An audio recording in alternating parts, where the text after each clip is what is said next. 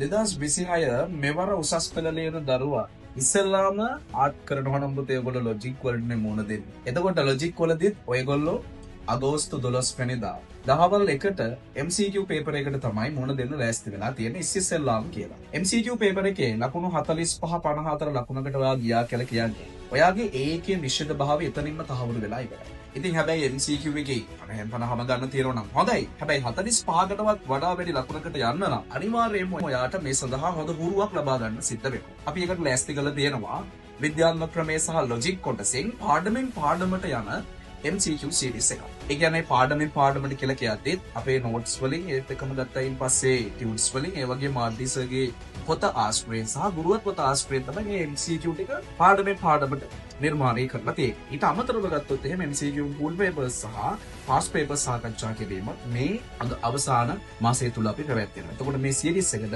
අනිවාර්යයෙන්ම ඔයාලට සම්බන්ධ වෙන්න පුළුවන්. ඒත් එක්කම ගත්තයින් පස්සේ නිශ්චිතව ලකුණු 45කට වඩා වැඩි ලකුණකට යන්න හැකියාව නිශ්චිත වශයෙන් තියෙනවා.